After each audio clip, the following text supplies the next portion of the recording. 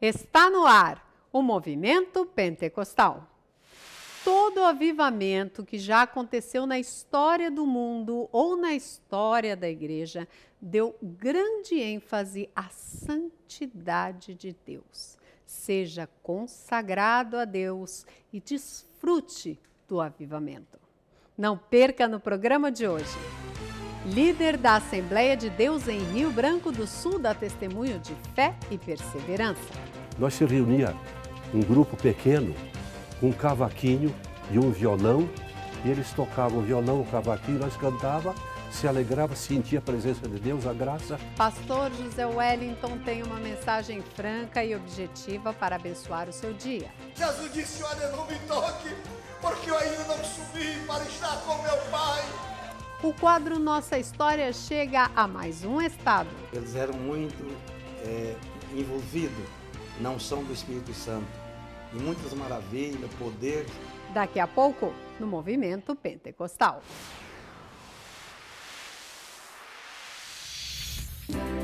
Já experimentou a graça de Deus hoje? Então desfrute de uma conexão mais íntima com o Salvador e experimente inteiramente sua graça. Leia Graça Diária Bíblia Devocional Max Lucado. Ela foi elaborada para leitura em um ano e possui trechos dos livros deste consagrado autor. Graça Diária Bíblia Devocional Max Lucado. Adquira já nas livrarias CPAD ou pelo 0800 021 7373. O que você está lendo? Ah, é a Bíblia Ovelhinhas. A Bíblia Ovelhinhas vem com todo o texto bíblico, na tradução Ferreira de Almeida, e ainda é repleta de lindas ilustrações. Venha fazer parte do nosso rebanho. Bíblia Ovelhinhas é um produto com a qualidade CPAD.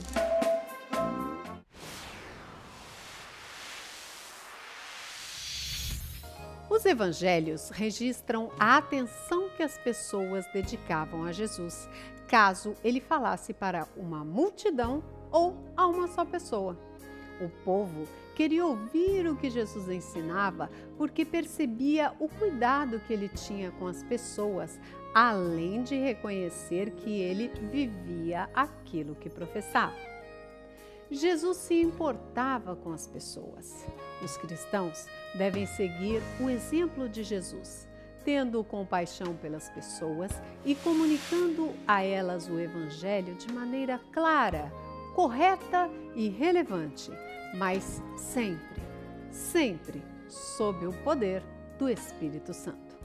Este é o seu programa Movimento Pentecostal.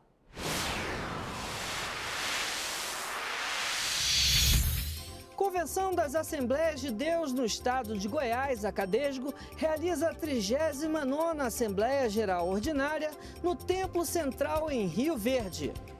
Entre os dias 29 e 30 de janeiro aconteceu a 39ª reunião da Convenção da Assembleia de Deus Goiana.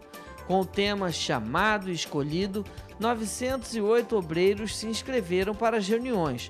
Porém, muitos estiveram acompanhados das esposas e os cultos noturnos lotaram o templo. A organização do evento na Assembleia de Deus em Rio Verde foi impecável. E eu só tenho a agradecer a Deus pelo sucesso, pela maravilha que foi esta convenção aqui em Rio Verde.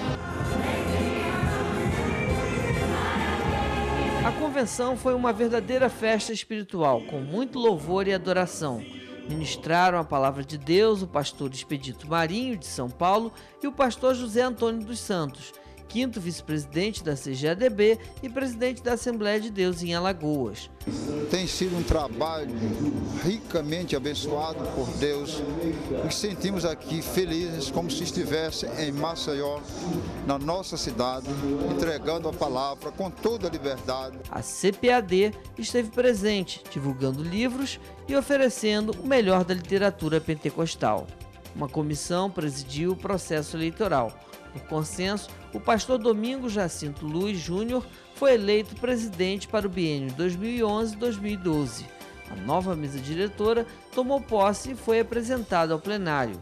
No culto de encerramento da 39ª GO da Cadesgo, a emoção tomou conta da igreja. 53 evangelistas e 11 pastores foram ordenados ao ministério. O novo presidente da convenção já adianta novos projetos. Muito foi feito, mas muito ainda tem para fazer, e nós estamos aí marchando com muita alegria para o centenário. Todo ser humano precisa do senso de propósito. Todos nós precisamos de uma visão para o futuro. Não precisamos saber detalhes exatos do futuro, só precisamos saber que temos um futuro e que ele é bom em Jesus. Aqueça seu coração acompanhando agora a mensagem bíblica com o presidente da Convenção Geral das Assembleias de Deus, pastor José Wellington Bezerra da Costa. Meus queridos, eu queria convidá-los para uma ligeira meditação.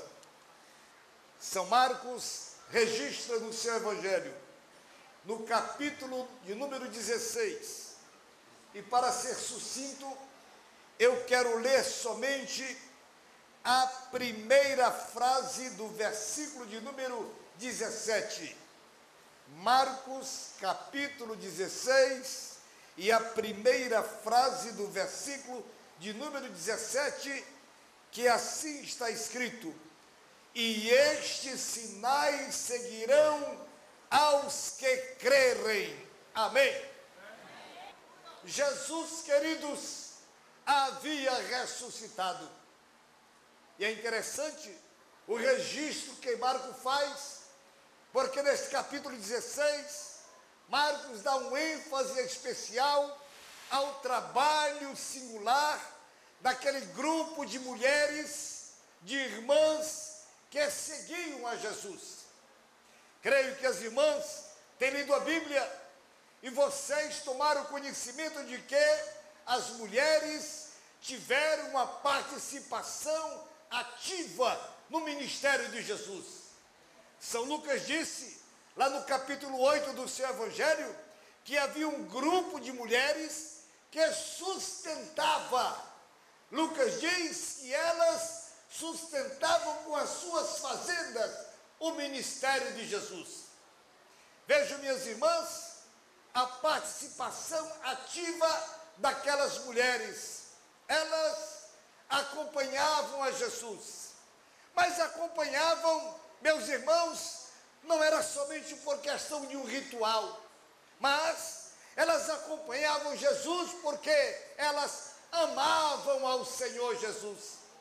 Haja vista que corajosamente tanto Mateus como Marcos, Lucas, João nos contam que aquele grupo de mulheres que seguia Jesus acompanhou o mestre até a sua crucificação, enquanto os homens, os apóstolos e os discípulos, no momento da prisão e do acompanhamento de Cristo ao alto do Gólgota, diz-nos a Bíblia que os homens fugiram, eles se espalharam, porém as mulheres corajosamente, elas caminharam junto ao seu mestre.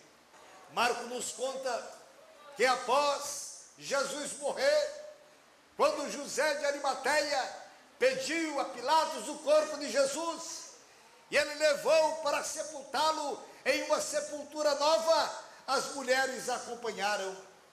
Terminado todo o cerimonial da sepultura, elas viram quando colocaram uma grande pedra fechando a sepultura, e elas voltam para casa.